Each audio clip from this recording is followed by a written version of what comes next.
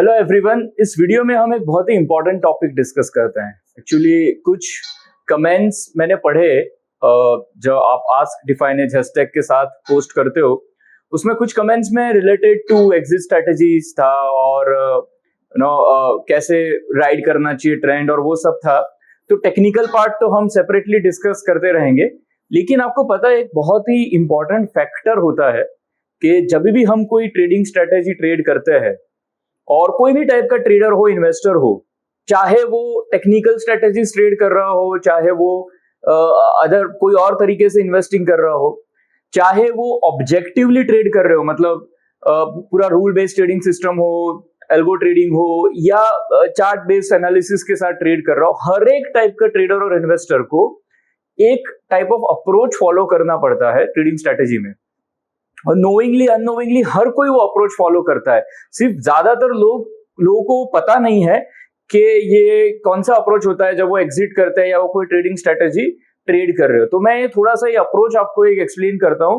अगर आपको इस बारे में नॉलेज है, आपको अगर पता है, तो आप अपने ट्रेड डिसीजंस अकॉर्डिंगली चेंज कर सकते हो, जिससे आई थिंक आपको काफी फायदा हो सकता है। तो पहला आप समझ लीजिए कि आप अगर कभी भी आपका ट्रेड के रिकॉर्ड्स एनालाइज कर रहे हो या आप कोई स्ट्रैटेजी को बैक टेस्ट करके एनालाइज कर रहे हो, तो बहुत सारे स्टैटिस्टिकल पैरामीटर्स होते हैं जिसके बेसिस पे आप एनालाइज कर सकते हो। जहां तक ट्रेडिंग का बात है, नॉर्मली क्या होता है कि ज्यादातर फोकस होता है रिटर्न्स, P&L में, मतलब प्रॉफिट या लॉस।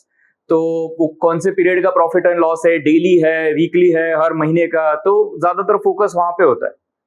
और एक ऐसे ही एक समझ होती है इस फील्ड में ज्यादातर कि अगर आपने प्रॉफिट किया है ना, तो जो भी आपने किया है वो सब सही है ना, क्योंकि अल्टीमेटली प्रॉफिट हुआ है। ऐसे नहीं होता है, आपको वो समझ में आना चाहिए कि किस वजह से वो हुआ है। तो अगर हम एनालिसिस का बात करें, चाहे बैक टेस्टिंग हो, चाहे आपका ट्रेडिंग स्ट्रेटेजीज हो, दो फैक्टर्स होते हैं। एक होता है सक्सेस रेशियो। ये आपको हर एक को पता होता है नॉर्मली, सक्सेस रेशियो या हिट रेशियो। मतलब मान लीजिए आपने 10 ट्रेड लिए हैं और आपके 5 प्रॉफिटेबल रहे हैं, तो आपका हिट रेशियो जो है वो 50% है। ठीक है, तो ये हिट रेशियो या सक्सेस रेशियो ये एक फैक्टर होता है। अब बहुत लोगों को ये लगता है कि अगर सक्सेस रेशियो अच्छा है किसी स्ट्रैटेजी का या किसी ट्रेडिंग सिस्टम का, तो वो स्ट्रैटेजी अच्छा है। इसलिए ज्यादातर टाइम जो हमसे भी पूछा जाता है, अगर कोई कुछ एक्सप्लेन किया तो इसका सक्सेस रेशियो कितना है, बट वो हाफ इंफॉर्मेशन होता है। सक्सेस रेशियो से प्रॉफिटेबिलिटी डिसाइड नहीं होता है। प्रॉफिटेबिलिटी जो डिसाइड होता है उसके लिए ये होता है कि आपका जो ट्रेड्स हैं, आपने मान लीजिए 10 ट्रेड लिए, 10 में से 5 प्रॉफिटेबल है, तो जो प्रॉफिटेबल है उसमें आपने कितना प्रॉफिट बुक किया, और जो लूजिंग ट्रेड्स है उसमें आपने कितना लॉस लिया, है ना। इसको हम कहते हैं रिस्क रिवार्ड रेशियो। एक्चुअली अलग अलग लोग अलग तरीके से इस फॉर्मूला को कहते हैं। कोई पे ऑफ रेशियो कहता है, कोई प्रॉफिट फैक्टर कहता है, और भी कुछ नाम होंगे। हम कहते हैं इसको रिस्क रिवार्ड रेशियो। तो रिस्क रिवार्ड रेशियो का मतलब क्या होता है, मैं आपको सिंपल एक एग्जांपल से एक्सप्लेन करता हूं।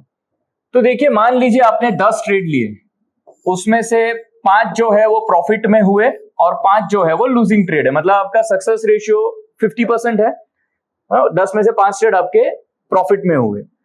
अब मैटर क्या करता है, ये जो प्रॉफिट में ट्रेड्स हैं उसमें आपने कितने पॉइंट्स, कितना आपको फायदा हुआ।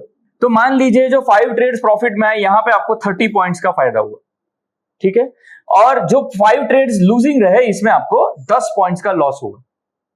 मान लीजिए इक्वेशन है। तो ये जो 5 ट्रेड्स 30 पॉइंट्स आपने लिए, अगर आप इसको कैलकुलेट करो हर ट्रेड में कितना फायदा हुआ, तो 30 डिवाइडेड बाय 5, तो 6 पॉइंट्स का फायदा हुआ आपको हर एक ट्रेड में, ठीक है। और लूजिंग ट्रेड में कितना हुआ, 10 डिवाइडेड बाय 5, मतलब हर ट्रेड में आपका 2 पॉइंट का लॉस हुआ। मतलब ये एवरेज प्रॉफिट है। एवरेज प्रॉफिटेबल ट्रेड्स को अगर हम हर एक ट्रेड का गिने, तो ये एवरेज प्रॉफिट है और ये एवरेज लॉस है ना। तो आपका average profit to loss ratio कितना होगा, 2:6। मतलब 2 पॉइंट का लॉस है एवरेज और 6 पॉइंट्स का एवरेज प्रॉफिट है।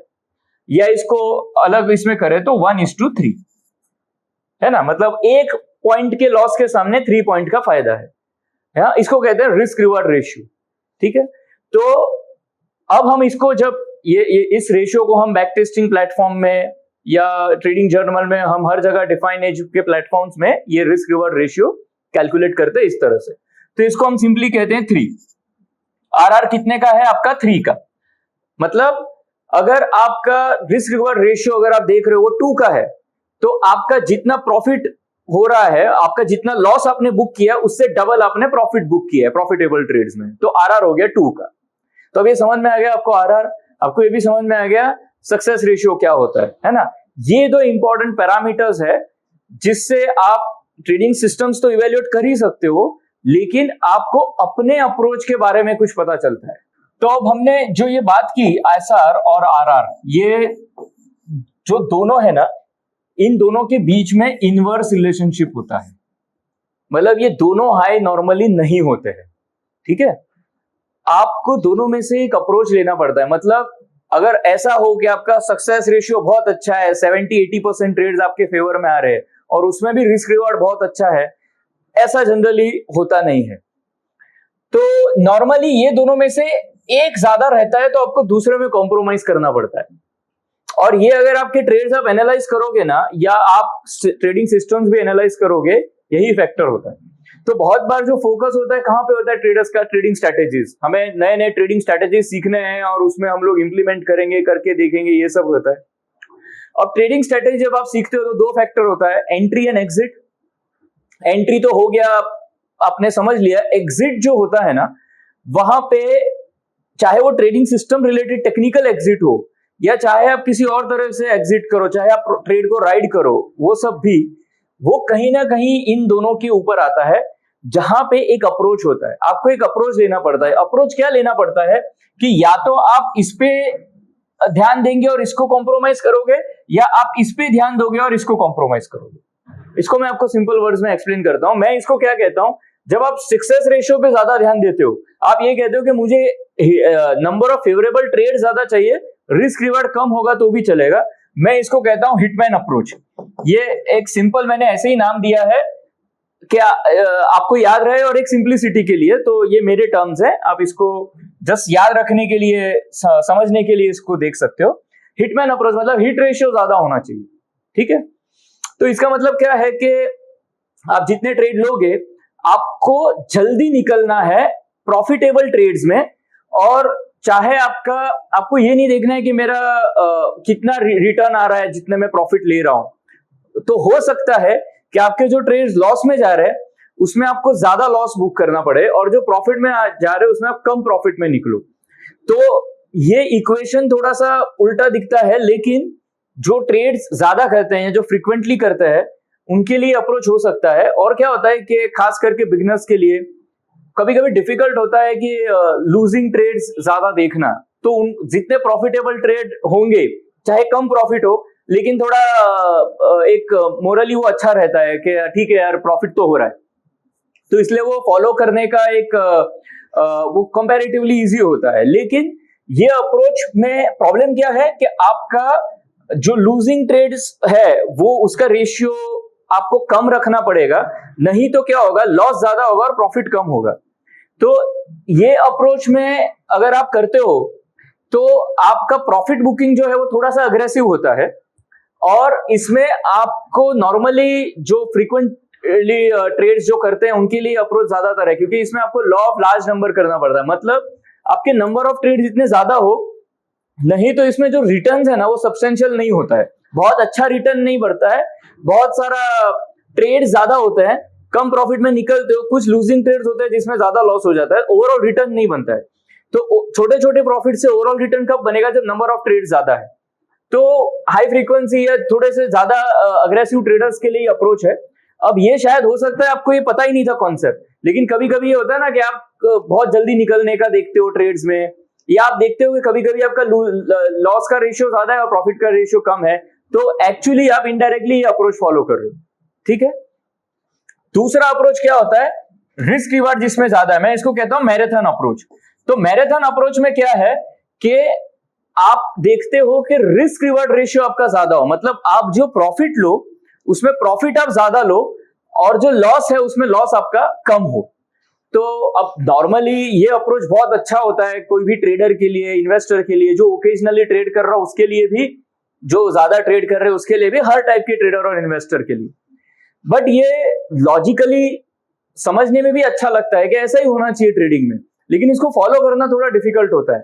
बिकॉज इसमें क्या है कि आपका जो प्रॉफिट का रेशियो है, जो आप प्रॉफिट कर रहे हो वो ज्यादा होना चाहिए और लॉस का रेशियो कम होना चाहिए, है ना। मतलब आपने जैसे बात किया 1:2, 1:3, तो आपका प्रॉफिट का रेशियो ज्यादा होना चाहिए। उसके लिए आपको क्या करना पड़ेगा? तो उसके लिए आपको ये करना पड़ेगा कि आपके लॉस कम में बुक होने चाहिए, प्रॉफिट ज्यादा में बुक होने चाहिए। प्रॉफिटेबल ट्रेड्स में ज्यादा प्रॉफिट बुक होना चाहिए। उसके लिए आपको क्या करना पड़ेगा?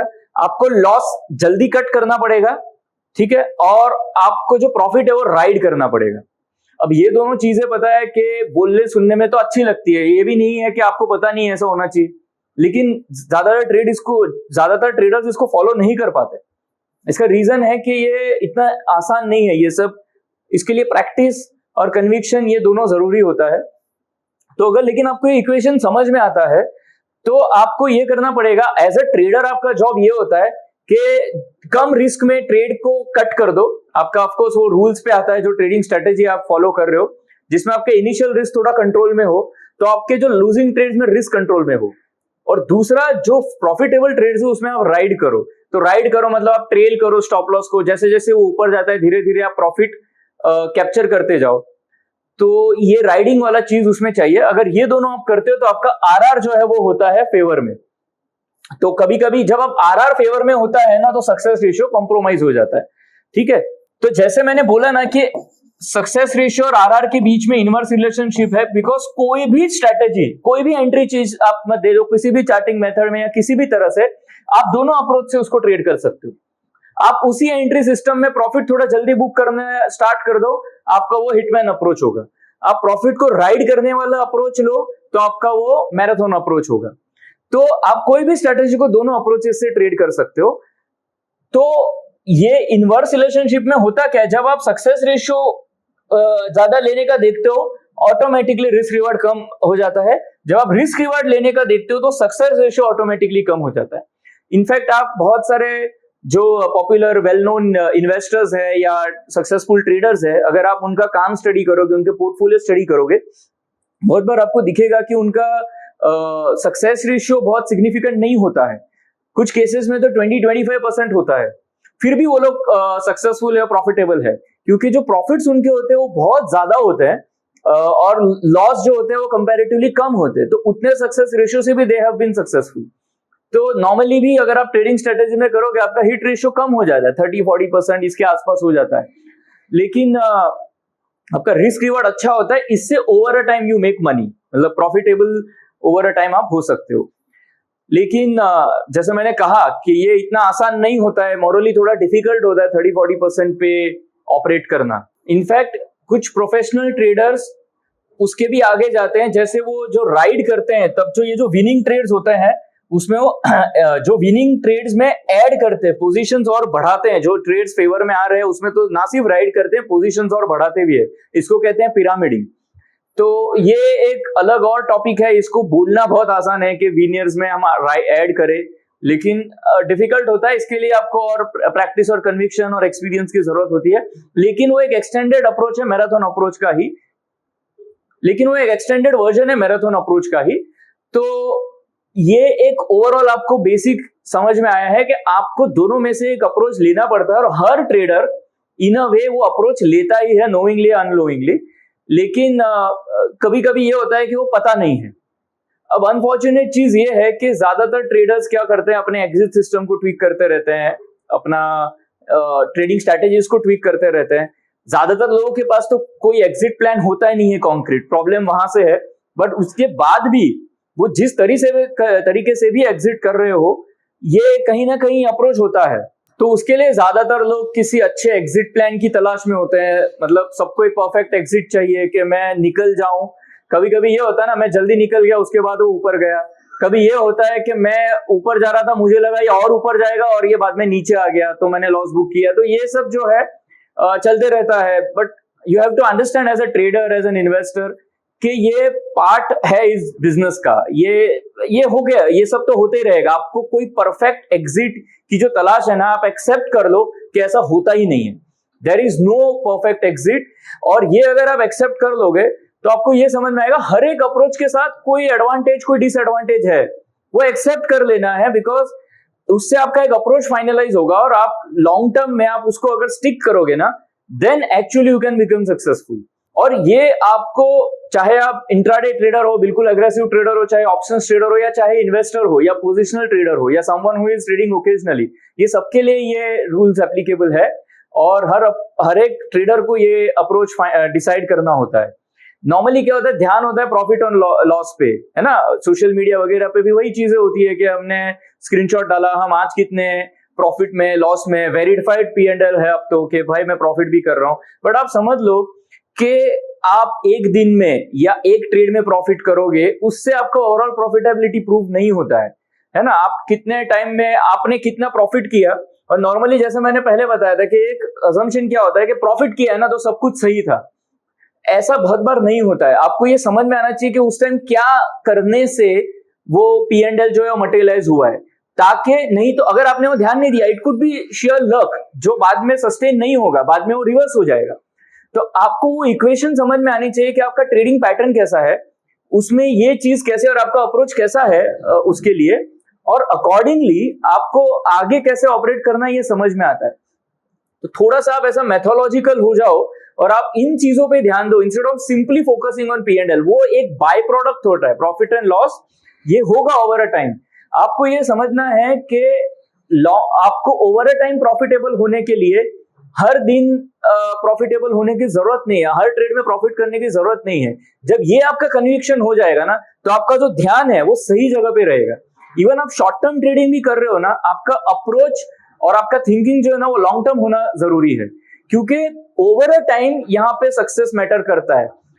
हर ट्रेड में हीरो बनने से कुछ नहीं होगा, राइट। सो इस बिजनेस में क्या हो रहा है कि आउटकम डिटरमाइंस कि आपने जो किया वो सही था क्या नहीं। अगर आपने प्रॉफिट किया तो आपने जो किया वो सही था, नहीं, ऐसा नहीं होता है। Please educate yourself. आपका अगर एक्शन सही है तो ओवर अ टाइम आउटपुट सही होगा, और आप सही एक्शन पे फोकस कर रहे हो ताकि ओवर अ टाइम आपका आउटकम जो वो अच्छा हो।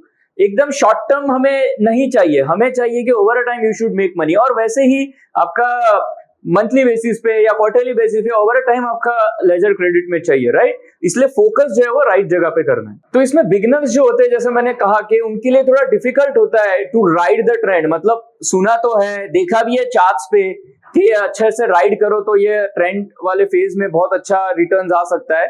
मतलब वो जो चार्ट पे दिख रहा है ना, वो एक टाइप का हाइंडसाइट है। मतलब वो होने के बाद देखना वो आसान होता है, लेकिन एक्चुअली प्रैक्टिकली करते हुए इट्स नॉट दैट इजी, है ना। तो वो हिस्टोरिकल चार्ट है, आप उसको डेफिनेटली कर भी सकते हो कुछ एक्सपीरियंस के बाद। बट टू बिगिन विथ क्या अप्रोच लेके जा सकते हैं, दोनों का थोड़ा सा कॉम्बिनेशन। पहले तो आप अपना एक मैक्सिमम रिस्क जो है ना वो लिमिट कर दो, उसका एक कोई रूल बना दो कि इससे ऊपर रिस्क नहीं लेंगे किसी ट्रेड में। इससे एटलीस्ट आपका एक रिस्क कहीं ना कहीं हमेशा कंट्रोल में होगा। कन्विक्शन कर दो कि कुछ भी हो जाए, वो रिस्क अगर आपका उसके नीचे ट्रेड चला जाए ना, आपको ट्रेड में रुकना ही नहीं है। चाहे आपको कितना भी वो सपोर्ट पे लगे, चाहे आपको लगे कि डाउ जोन्स ऊपर है, चाहे आपको कोई इनसाइडर भी आके बोल दे कि ये ट्रेड ऊपर जाएगा, आप नहीं रुकोगे। अगर उसको वापस ऊपर जाएगा हम फिर बाय करेंगे, लेकिन वो रिस्क के ऊपर नहीं रुकेंगे, ठीक है। इससे एटलीस्ट आप रिस्क अपना लिमिट में करते हो। और दूसरा आता है राइडिंग द ट्रेंड। जैसे मैंने बोला कभी कभी डिफिकल्ट होता है, आपको ये प्रॉफिट का एग्जिट का एक रूल स्टार्टिंग में बना के वहां से स्टार्ट कर सकते हो, और एटलीस्ट कोशिश करो कि जो रिस्क डिफाइन किया है उससे एटलीस्ट 1:1.5 से ज्यादा हो। मतलब 1:2 हो तो बहुत अच्छा है, लेकिन एटलीस्ट 1.5 से ऊपर हमें मेंटेन करना है। सो जो प्रॉफिटेबल ट्रेड है उसका रेशियो थोड़ा ज्यादा है कंपेयर टू लूजिंग ट्रेड्स। तो इसमें थोड़ा सा अर्ली बुक भी कर रहे हो, थोड़ा सा अग्रेसिवनेस भी है प्रॉफिट बुकिंग में, लेकिन एट द सेम टाइम आप रिस्क रिवार्ड भी मेंटेन करने की कोशिश कर रहे हो। एटलीस्ट ये सब चीजें पता होने से आपके पास एक क्लैरिटी रहेगा, और जब वो क्लैरिटी है तो धीरे धीरे फिर कन्विक्शन बिल्ड होता है। और जब आप ये प्रैक्टिस करोगे, धीरे धीरे आप इसका रिजल्ट देखोगे, फिर स्लोली कोशिश करो कि जो प्रॉफिट में बने रहने का कैसे आप एग्जिट को और हैंडल कर सकते हो, वो धीरे धीरे प्रैक्टिस से और एक्सपीरियंस से फिर आपका इंप्रूव होते जाएगा। और स्टार्टिंग में अगर आप बिगिनर्स हो तो आप कैश मार्केट से स्टार्ट कर सकते हो ट्रेडिंग, जिससे आपको थोड़ा प्रैक्टिस हो ये सब चीज को। और वहां पे आपको बहुत इंपॉर्टेंट टूल है आपके लिए पोजीशन साइजिंग। मतलब एंट्री भी थोड़ा आप अलग अलग पोर्शन में कर सकते हो और खास करके एग्जिट थोड़ा अलग पोर्शन में कर सकते हो कि थोड़ा सा अग्रेसिवली पहले बुक कर लिया फिर थोड़ा सा राइड किया, तो ये थोड़ा स्टैगर्ड एंट्री एग्जिट हो सकता है। ये पोजीशन साइजिंग पे मैं किसी एक वीडियो में और डिटेल में बात करूंगा, लेकिन ये मेरा एक पर्पस था कि मैं आपको ये थोड़ा सा, ये चाहे हो सकता है बेसिक चीजें हो, लेकिन ये बहुत जरूरी है कि आपको इसके बारे में क्लैरिटी है और पता है कि ये एक अप्रोच जो है आपको ट्रेडिंग में डिसाइड करना होता है। इसके साथ एक और चीज कि जब आप ट्रेडिंग स्ट्रेटेजी एनालाइज करते हो, खास करके बैक टेस्टिंग में, मैं तो चाहता हूं कि आप ट्रेडिंग जर्नल अपना स्टडी करके या अपने आप P&L आपका निकाल के वहां पे भी ये नंबर स्टडी कीजिए, आप सक्सेस रेशियो देखिए, रिस्क रिवार्ड रेशियो देखिए, और ये दोनों का एक जो रिलेशनशिप होता है ना, उसके लिए एक फॉर्मूला होता है एक्सपेक्टेंसी। आपने देखा होगा मेरे कुछ पिछले वीडियोस में वगैरह भी, मैं हमेशा जो बैक टेस्टिंग रिजल्ट देखता हूं उसमें मैं एक्सपेक्टेंसी से सॉर्ट करता हूं ट्रेड्स, या मेरे बुक्स में भी जो मैंने एक्सप्लेन किया मैं एक्सपेक्टेंसी फॉर्मूला यूज करता हूं टू इवेल्युएट। ऑफ कोर्स और भी बहुत स्टैटिस्टिकल पैरामीटर्स है, कामन रेशियो है, शार्प रेशियो है, और प्रॉफिट फैक्टर है, और बहुत सारी चीजें हैं, लेकिन टू बिगिन विथ पहले एक्सपेक्टेंसी तो जो है वो आपका पॉजिटिव होना चाहिए। ये जो एक्सपेक्टेंसी है ना, ये इसके भी कुछ अलग अलग फॉर्मूला है, कुछ अलग अलग लोग इसको अलग अलग तरीके से देखते हैं, कुछ अलग फॉर्मूला यूज करते हैं। हम जो डिफाइन एज में फॉलो करते हो वेंथॉर्प का एक्सपेक्टेंसी फॉर्मूला है, मैं उसमें बिलीव करता हूँ और वो अच्छा पैरामीटर है टू जज अ ट्रेडिंग स्ट्रेटेजी, इवन आपका ट्रेडिंग परफॉर्मेंस भी। तो एक्सपेक्टेंसी जो होता है ना, वो सक्सेस रेशियो और रिस्क रिवार्ड रेशियो का प्रॉपर रिलेशनशिप दिखाता है। उसका फॉर्मूला क्या है कि success ratio into risk reward ratio minus failure ratio, और इस सबको मैं डिवाइड कर दूं बाय 100। तो एक्सपेक्टेंसी का फॉर्मूला क्या है? Success ratio into risk reward ratio, ये दोनों का मल्टीप्लीकेशन माइनस फेलियर रेशियो, और इसको मैं डिवाइड कर दूं 100 से। ये है एक्सपेक्टेंसी फॉर्मूला।